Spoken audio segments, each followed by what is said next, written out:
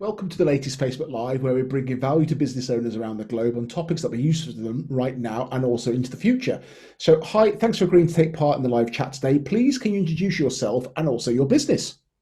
Yeah, of course. So I'm Dan Malin, and I'm a director of Minerva Growth Creative.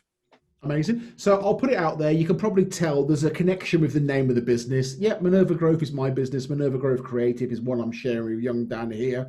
So, yeah, obviously, I've got a vested interest just as much as Dan has.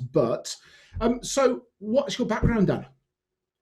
It's a nice blend, actually, my background. So I began my career always in in-house marketing roles, but very much in the professional services. So in Birmingham City Centre, I worked for estate agencies, and through that work, I became familiar with and did a bit of sort of side work for recruitment firms, law firms, much more kind of like that professional services world. I became very well acquainted with that. And then a couple of years into that career, I decided to explore the third sector. So I started working for charitable bodies. So I worked probably about a year with a drug and alcohol recovery charity, and then spent 4 years at my local hospice where I ran that marketing department and ran that digital department.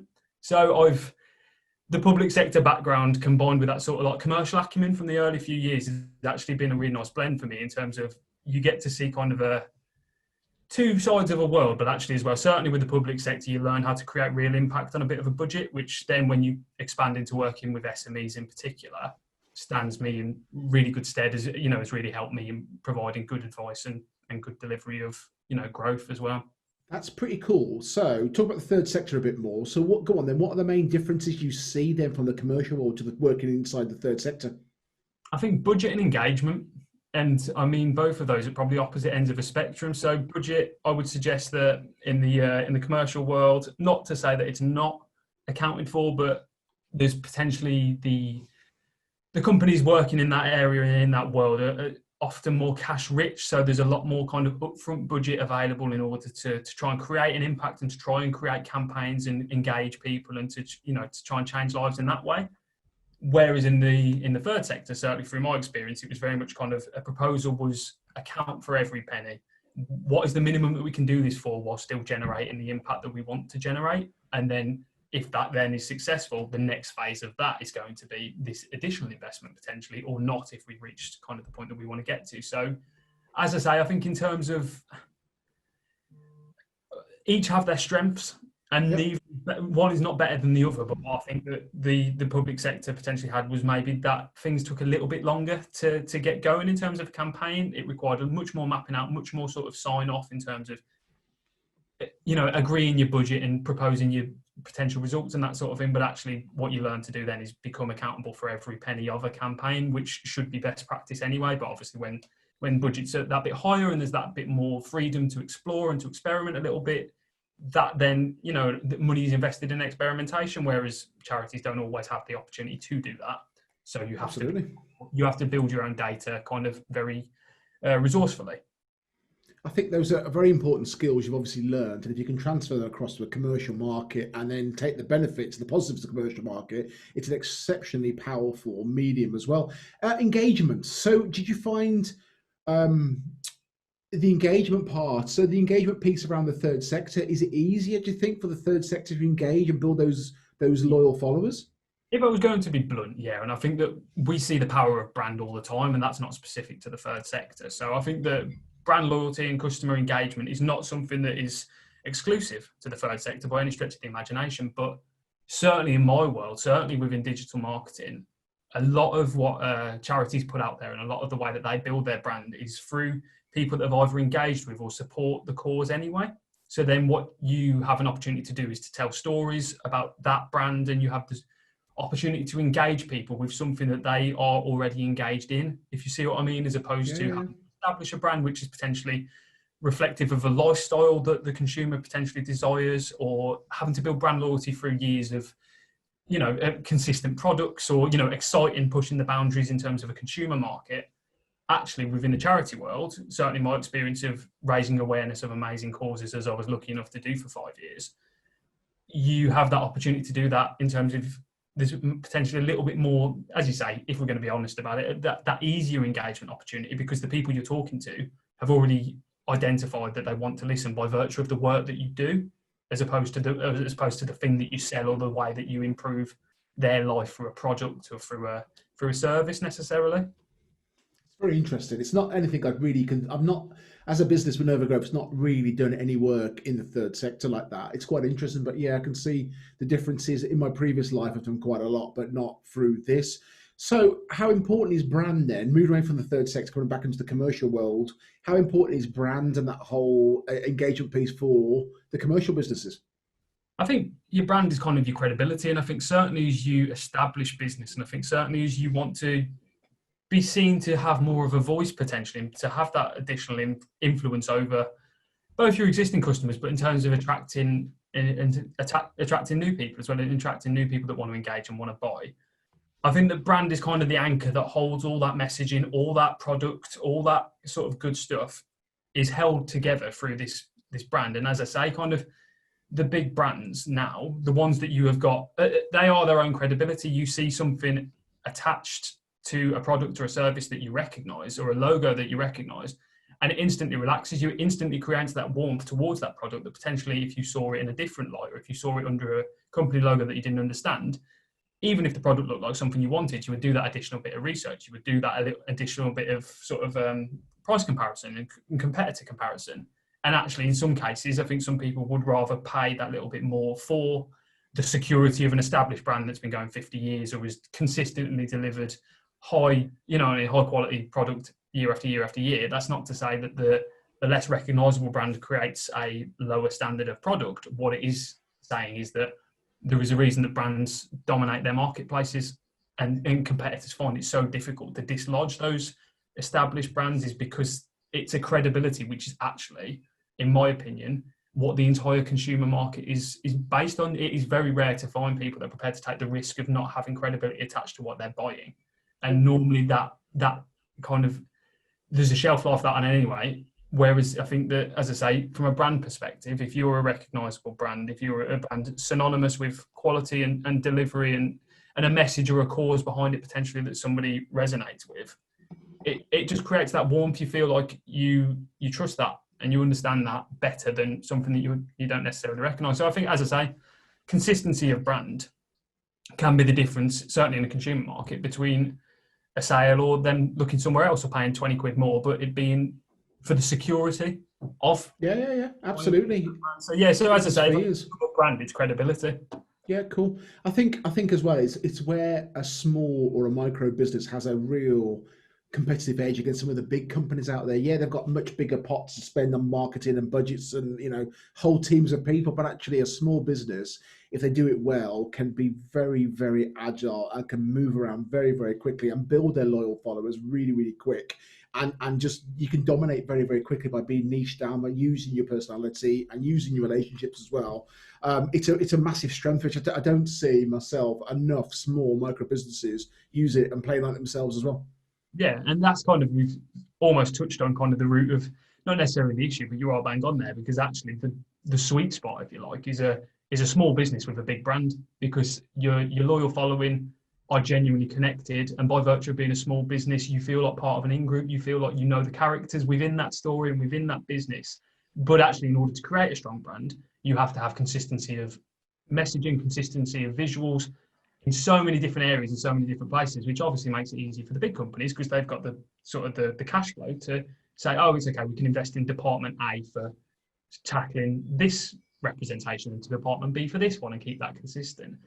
Small businesses with strong brands are very much kind of the ideal, and what certainly I and this business, hopefully this agency, that's the dream sort of scenario for us in terms of creating small business with strong brand, because you get all the loyalty, all the lovely side of independent small businesses and SMEs, and the relationship that you're able to build by virtue of being a small business with your customers or your followers or your service users, but with the strength of brand that means that you're not almost being overstepped a little bit by those bigger brands just by not having the time to and being seen all the completely agree. Completely agree. When I'm looking that way, by the way, I'm just checking the stream online, and I can see there's a number of people following it and watching the stream live now. So thank you so much for doing that and joining in today. If you've got any questions or any comments or anything you want to, just drop it into the box, and I'm keeping one eye on them as well. We can pick them up at the same time. So tell us more about you then. So what drives you? What motivates you? Here's a cliche moment. Come on, I go for have it. always been sort of driven by social impact, and I think that Okay. as I've matured and as I've experienced more social contexts and and understood the world that little bit better with each passing day, the nature of social impact always changes. So as I sort of alluded to, I did 2 years in a very corporate environment, a very commercial environment, which I absolutely loved. And don't get me wrong, the lifestyle of that, certainly for me at 21 through 23, was something I massively enjoyed. But at sort of 23, as that career was a bit established, I was then started thinking I'd like to take all this good stuff that I'm learning and potentially use that to benefit a charity or to benefit kind of in a recognisable at that age social impact sort of way. What I see now is that my kind of role within this and kind of the skill set that I can bring potentially in terms of social impact can be a family run business getting leads and getting business that it's never had before, but it deserves for the quality of product and for the lifestyle it creates for that family, the social mobility that potentially creates. It's social impact always for me. And that's kind of what drives a lot of the decisions that I make, certainly in my professional career. Cool. But in the way that that's contextualized, that once upon a time when I was finding my feet in my career was very much kind of, okay, well, if I don't know what social impact means to me, I know that on the whole that could probably be defined. I'm not going to go too far wrong if I try and apply that to a charitable cause and a charitable sector.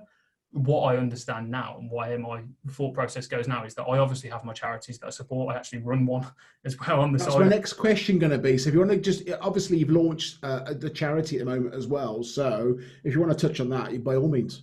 Yeah, gladly. So it's Ball Games Allowed is the name of the charity, and we the short version of what we do is that we collect pre-owned football boots or football equipment. So what I mean by pre-owned is the pair of boots that everybody has got at the back of the cupboard because their kid has outgrown them at the end of the season, and you don't know necessarily what to do with them. The charity collects those and working with projects primarily in Birmingham. So the most recent project that we supported was in Edgbaston, but kind of across the wider West Midlands. We support projects working with children who are living below the breadline and it's disadvantaged circumstances. We make donations of boots, training equipment, pre-owned kit, and we donate all of that, like I say, all of that equipment to these projects and to these kids who otherwise might not have access to some of that. And as I say, kind of when you're 8 years old, particularly so we started in Birmingham, so that's the area where I and one of the other co-founders, we grew up, and it's not, it's not a bad area by global standards, but certainly from a regional standard, would be seen as disadvantaged now. And we would never, if our pair of boots broke during a game, we won't get a new pair the week after. It was, oh, I'm sorry, you can't play football next week. So what we're trying to do is kind of just trying to take that opportunity, ensure that everybody's got access to that opportunity through sport and through something that has become, as I say, football is a huge part of my life. I coach, I play regularly, I now run this charity, and it created a lot of the best sort of social networks and support systems that I still am lucky enough to have however many years later. So yeah, the charity, as I say, is very much kind of set up to take pre-owned football equipment and boots and that sort of thing and ensure it gets to people where it will make somebody's day, if not their year. So, which is really cool. I know as well, a number of my contacts are connected with Premier League footballers and ex-Premier League footballers. I know I've got a couple on my Facebook page, so hopefully this reaches some of those people. But I'll share, well, you'll be sharing your details at the end. If anyone can help with any football boots or, Premier footballers go through boots at a right churn, they're never having to worry about, the value of the boots and stuff, well, actually can help and impact on someone and make someone's life a better place, then please reach out to Dan directly. But you'll be sharing those details later on. So where should we go now? Let's talk about, what are you seeing in the world? What have you seen from a marketing point of view? Obviously, coming out of the third sector, you have been. What changes have you seen around lockdown and COVID-19? I am still talking about COVID-19. I'm sorry, but it's important. You've obviously seen quite a lot of changes going on, and what have you seen happen? Yeah, so I think it's the answer that no one listening or watching will be surprised to hear. But I think that the businesses that have, I'm not going to say thrived in this environment, but certainly been able to survive are those that either already had a strong digital output in place prior to lockdown, or were able to identify the urgency of what was happening and digitize their product or adapt their product in some way, or at least adapt their service. So actually, in terms of from a marketing point of view, what I'm seeing is that I've never seen more marketing courses available in my entire life, or sort of like training programs and those that kind of digital delivery where you can still have that sort of like seminar room element essentially, but in this situation, knowledge has become power in a lot of ways, and knowledge has become, if it wasn't before, which it obviously was, but the value of knowledge in this climate has never been so highlighted. And I think that what you're seeing now is that you're getting a lot of people with that knowledge, with that understanding of how to digitize, how to place yourself effectively in a digital marketplace. You're seeing those people sharing that knowledge now where they were before, but not to the same necessarily volume and frequency. Whereas, as I say, because they were working in client, having client meetings and going into offices and working on agency work and all that sort of thing, that is very much maintained. But certainly as attitudes of sort of companies have been hesitant, understandably, while we wait for the land to settle a little bit and while we understand what the economic impact is.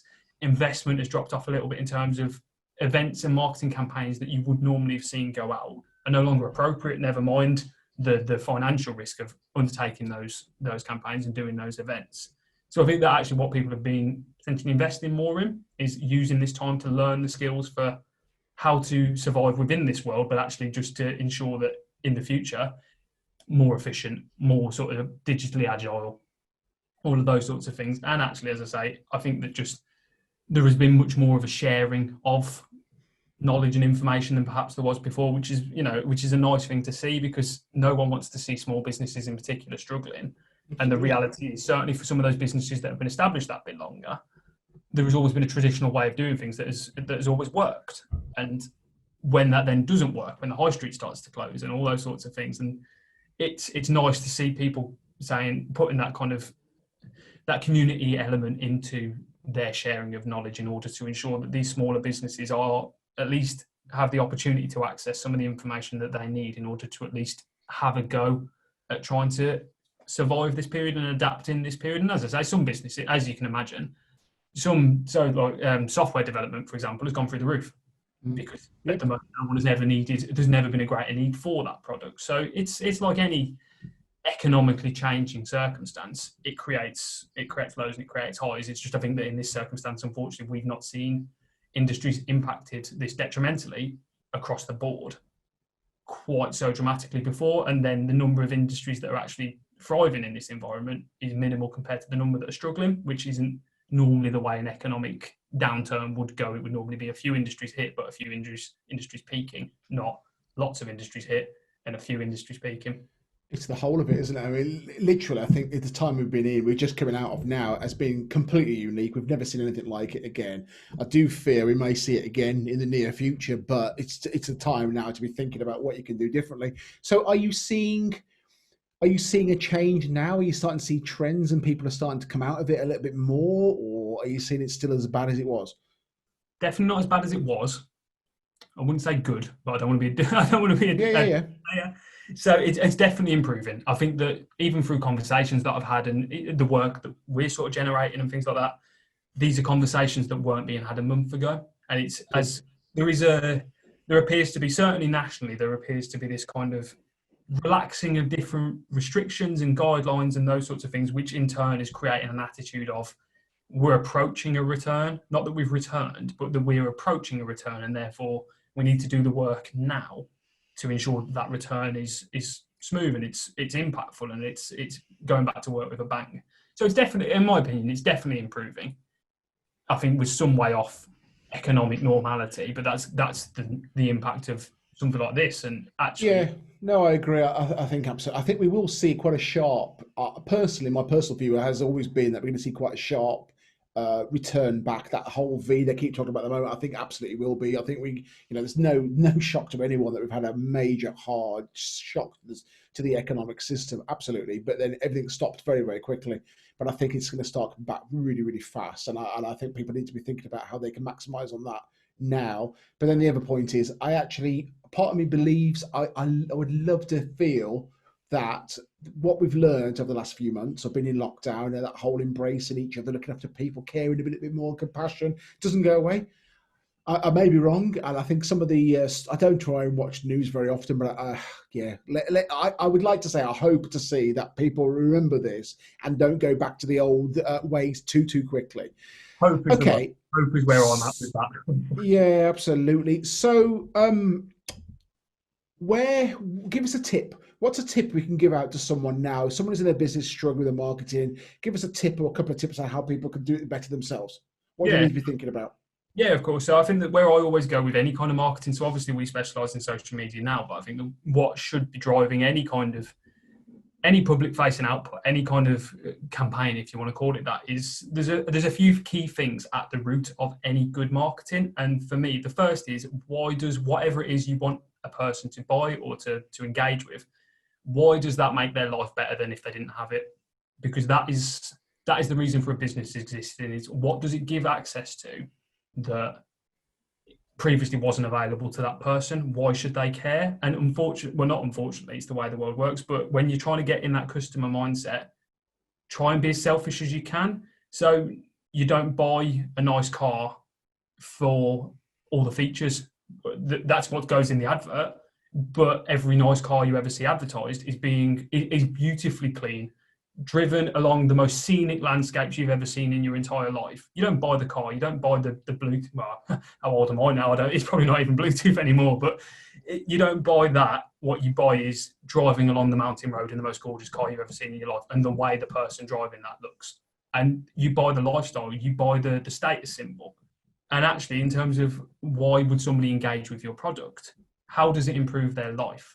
Once you understand that, you understand who that has the biggest benefit to, and you start to refine the target audience. So once you understand why your thing improves a person's life, well, who is that most impactful for? Once you understand who it's most impactful for, you then dig deeper into what makes up the rest of their life. So a stat I love, which always kind of contextualizes this really nicely, is that Harley Davidson's biggest competitor isn't Yamaha, it's not Suzuki, it's conservatories.